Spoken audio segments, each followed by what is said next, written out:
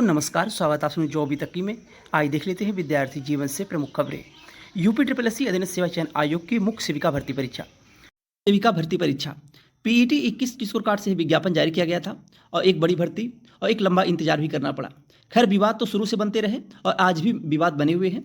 आप लोगों को जानकारी दी गई थी कि जुलाई माह में डेट मिल जाएगी सुनवाई की, यानी जो भर्ती पे स्टे लगा हुआ है। खैर, कल देर शाम को यह क्लियर हो गया कि 4 जुलाई के दिन मुख्य सेविका भर्ती अगली सुनवाई होने जा रही है। अब 4 जुलाई के दिन यानी कि कल, अगर सब कुछ सही रहा, आयोग थोड़ा सीरियस हुआ तो कल सुनवाई हो सकती है।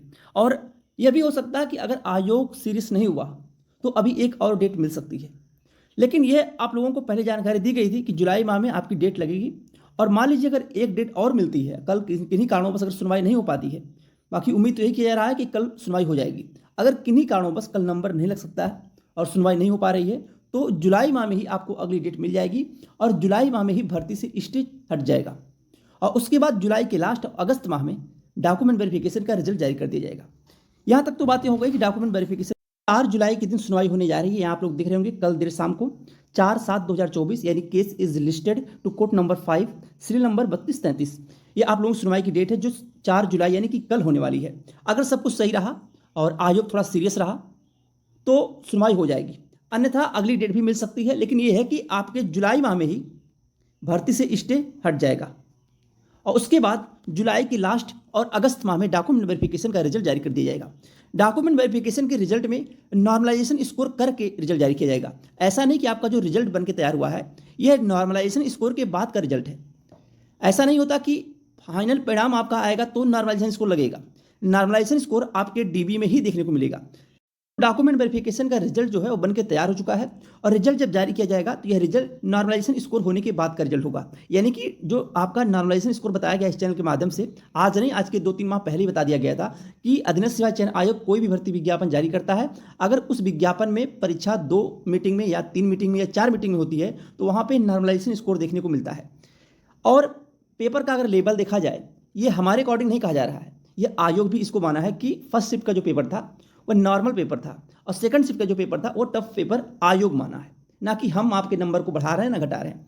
आपको हम जानकारी दे रहे हैं कि क्या हो सकता है, क्या होगा आगे चल के। और अभी तक जो भी बताया गया है वह आपको सही देखने को मिला है, चाहे वो अधीनस्थ सेवा चयन आयोग के भर्ती विज्ञापन की जानकारी हो या लोक सेवा आयोग के भर्ती विज्ञापन की जानकारी हो। तो डॉक्यूमेंट वेरिफिकेशन का रिजल्ट में नॉर्मलाइजेशन स्कोर देखने को मिलेगा, यानी नॉर्मलाइजेशन स्कोर के साथ ही आपका डीबी का रिजल्ट जारी किया जाएगा। यह डीबी का रिजल्ट नॉर्मलाइजेशन स्कोर के साथ बनकर तैयार है और यह तैयार भी हो चुका है। रिजल्ट 1-1.5 माह हो गया रिजल्ट तैयार हुए, बस भर्ती पे स्टे लगने की वजह से रिजल्ट में देरी देखने को मिली। अब तक आप लोगों का रिजल्ट जारी कर दिया गया होता और डीबी भी हो गई होती। अब रिजल्ट में जो फर्स्ट मीटिंग में पेपर हुआ था 24 सितंबर को, 2 पालियों में पेपर कराया गया था, एक फर्स्ट सेकंड, एक फर्स्ट शिफ्ट, एक सेकंड शिफ्ट। फर्स्ट शिफ्ट में नंबर बढ़ेगा नहीं, यह मान के चलिए।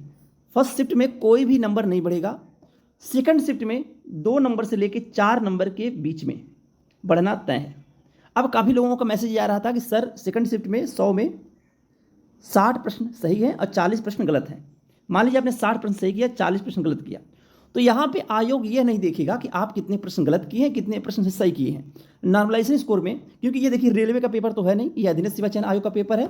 जिस मीटिंग में पेपर टफ होता है वहाँ पे आपको बताया गया 2 नंबर से लेकर 4 नंबर बढ़े हुए मिलेंगे सेकंड शिफ्ट में। हो सकता है 2 नंबर मिले या 3 नंबर मिले या 4 नंबर मिले, इसी के आसपास होगा।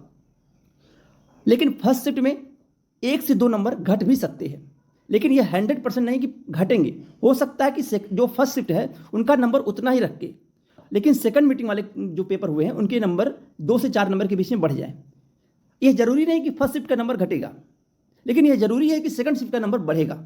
यह क्लियर है, क्योंकि इसके पहले बीडीओ की परीक्षा का रिजल्ट जारी किया गया था। 4 शिफ्ट में पेपर हुआ था। आप लोग रिजल्ट जब जारी किया गया था तो नॉर्मलाइजेशन स्कोर के साथ रिजल्ट जारी किया गया था, डीबी का रिजल्ट।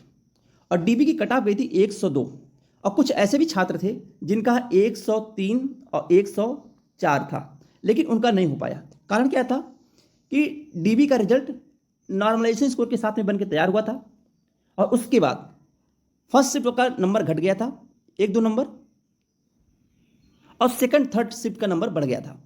यही कारण था कि वीडियो की डीबी में काफ़ी कुछ बदलाव देखने को मिला। और उसके बाद अधीनस्थ सेवा चयन आयोग एक काम ये भी करता है कि आपका फाइनल परिणाम आने के बाद भी आपका नंबर नहीं शो करेगा कि आप कितना नंबर पाए हैं, कितना नॉर्मलाइजेशन स्कोर में नंबर बढ़ा है। और कितना नंबर घटा है, यह कभी शो नहीं करता। कोई मॉर्कशीट नहीं जारी करता अधीनस्थ सेवा चयन आयोग। यह लोक सेवा आयोग नहीं है कि आपको मॉर्कशीट देखने को मिलेगी 6 माह या 1 साल के अंदर, क्योंकि जो लोक सेवा आयोग परीक्षा कराता है फाइनल परिणाम जारी होने के बाद 6 माह 1 साल के बाद अपनी मॉर्कशीट जारी करता है कि कौन छात्र कौन सी छात्राएं कितने नंबर पाए हैं। लेकिन इस तरह से अधीनस्थ सेवा चयन आयोग नहीं करता। आप अगर सिलेक्टेड हैं तो आपका लिस्ट में नाम होगा, रोल नंबर होगा, नहीं है तो आप बाहर हैं। कितने नंबर से आप बाहर हैं या आप आंसर की से मिलाए होंगे या नहीं मिलाए होंगे, ये आपकी जिम्मेदारी करता। अब बात करेंगे ग्रेजुएशन को लेके। आप लोगों का तमाम ऐसा कमेंट आता है, तमाम ऐसे यूट्यूब चैनल के माध्यम से भी आपको जानकारी देखने को मिल रही होगी कि मुख्य सेविका में 2 साल 3 साल का जो लफड़ा चल रहा है और बीएससी होम साइंस को लेकर भी चल रहा है। तो बीएससी होम साइंस की छात्राओं के लिए पहले भी बताया गया है, देखिए आपको अच्छा लगे या बुरा लगे, जो जानकारी होती है वही आप तक दी जाती है कि मुख्य सेविका में बीएससी होम साइंस को अगर आयोग को मौका देना होता तो पोर्टल ओपन किया होता। जो लोग आवेदन कर चुके थे उनकी परीक्षा करा लिया। डॉक्यूमेंट वेरिफिकेशन के बाद आयोग के ऊपर डिपेंड करेगा कि क्या आयोग उनको रखता है भर्ती में या बाहर कर देता है, क्योंकि डॉक्यूमेंट वेरिफिकेशन में अंदर बाहर की प्रक्रिया होंगी। फिर अगर बाहर करना होगा तो बाहर कर देगा, अगर कोई संशोधन करके अंदर करना होगा तो अंदर करेगा। अगर आयोग मुख्य सेविका में बीएससी होम साइंस वालों को मौका देता है तो जो पुरानी छात्राएं थी जो आवेदन नहीं कर सकी थी बीएससी होम साइंस को लेकर, वह लोग फिर कोर्ट जा सकती है, फिर और लंबी भर्ती फंस सकती है, यह भी होगा। लेकिन आयोग ऐसा करना नहीं चाहेगा। अगर मौका नहीं दिया तो मौका नहीं देगा, और अगर कोई संशोधन करना होगा तो आयोग डॉक्यूमेंट वेरिफिकेशन में करेगा। ये आयोग की जिम्मेदारी है, आपको जानकारी देना हमारा काम है।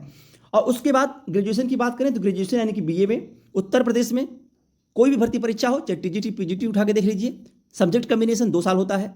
और 2 साल जो छात्राएं हैं, चाहे वो बीएससी माफ करिएगा, जो मान लीजिए आप गृह विज्ञान है आपका या सोशोलॉजी है, यानी होम साइंस या सोशोलॉजी है, अगर आप 2 साल तक लेके चली हैं या 3 साल तक बीए में तो एलिजिबल हैं, कोई भी बाहर नहीं करेगा। 2 साल वाले भी एलिजिबल हैं, 3 साल वाले भी एलिजिबल हैं। 2 साल वालों को लेके इतना अब ये डाउटफुल उठा हुआ है कि 2 साल की छात्राएं बाहर कर दी जाएंगी, लेकिन ऐसा कुछ भी नहीं है, दूर दूर तक कहीं नहीं है। 2 साल को हो या 3 साल, अगर ग्रेजुएशन में आपके सब्जेक्ट है तो आप एलिजिबल हैं, कोई भी बाहर नहीं कर सकता। क्योंकि आयोग और इसके पहले आपको आरटीआई के माध्यम से जो जानकारी मांगी गई थी कि सब्जेक्ट कम्बिनेशन क्या होता है, तो अभी आप लोगों को दिखाया गया है। और आयोग के विज्ञापन के जो क्वालिफिकेशन दिया गया था विज्ञापन में, वह भी आपको दिखाया गया है। तो 2 साल वाले भी एलिजिबल हैं, 3 साल वाले भी एलिजिबल हैं, चाहे गृह विज्ञान हो या समाजशास्त्र हो। तो लोग भी आपको जानकारी दे रहे हैं आप लोगों को कि पैसा चल रहा है और कुछ बदलाव भी हो रहा है, अंदर अंदर काम चल रहा है। ऐसा कुछ भी नहीं है, इन लोगों से बचिएगा, क्योंकि अधीनस्थ सेवा चयन आयोग की भर्ती साफ सुथरी देखने को मिलेगी। मुख्य सेविका की जितने नंबर आप करके आए हैं, जितने गलत हैं कितने सही हैं, वह आपको पता है, क्योंकि आप आंसर की रिवाइज आंसर की से मिला चुके हैं। तो किसी का नंबर बढ़ने वाला है पैसा देके, न नंबर घटने वाला है पैसा देके, तो ऐसा कुछ भी नहीं है। पैसा देके आप लोग कहीं ना फंसिएगा। सब जुल्मेबाजी कर रहे हैं लोग कि पैसा दे दो नंबर बढ़ जाएगा, मॉर्कशीट में इधर उधर कर देंगे, कुछ भी ऐसा नहीं हो रहा है। जब भर्ती में थोड़ा समय लगता है ना, तो फिर आप लोगों को देखने को मिलेगा कि तमाम ऐसे विवाद आने लगते हैं कि भर्ती जो पूरी सीट बिक जा रही है या फिर अंदर से काम हो रहा है भर्ती में, ओएमआर को लेके तमाम ऐसी बातें आती, लेकिन ऐसा कुछ भी नहीं, सब अफवाह है। एक भी पैसा कहीं ना दीजिएगा। भर्ती साफ सुथरी होगी और सब कुछ सही रहा तो कल आप लोगों की सुनवाई भी हो जाएगी। सभी जानकारी आप लोगों को दी गई है कि मुख्य सेविका में अभी जुलाई माह और अगस्त माह के बीच में आपका रिजल्ट आएगा। उसके बाद 2024 में ही आपके फाइनल परिणाम देखने को मिलेगा मुख्य सेविका का। यह पहले भी बताया गया है, धीरे धीरे 20 दिन हो गए आपको जानकारी दी हुई है कि डॉक्यूमेंट वेरिफिकेशन आपका होगा। आईटीआई इंस्ट्रक्टर के डॉक्यूमेंट वेरिफिकेशन के होने के बाद फिर आपके डॉक्यूमेंट वेरिफिकेशन का नंबर आएगा। उसके बाद मुख्य जो आपका फाइनल परिणाम होगा वह परिणाम देखने को मिलेगा। कट ऑफ को लेकर आपको जानकारी पहले दी गई इस चैनल के माध्यम से, आज के 2 से 3 माह पहले ही, 3-4 माह पहले कि आपकी कट ऑफ क्या रहेगी, वो जाके आप पिछले वीडियो में देख सकती हैं। आप सर्च कर लीजिएगा कट ऑफ को लेकर, आपको वही कट ऑफ देखने को मिलेगी।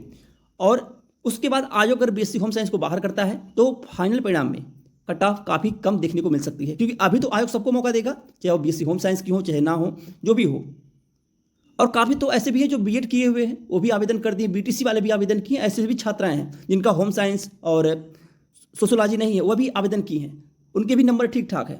लेकिन अब डॉक्यूमेंट वेरिफिकेशन में जिनका डॉक्यूमेंट नहीं रहेगा उनको बाहर करेगा तो फिर कट ऑफ गिर सकती है।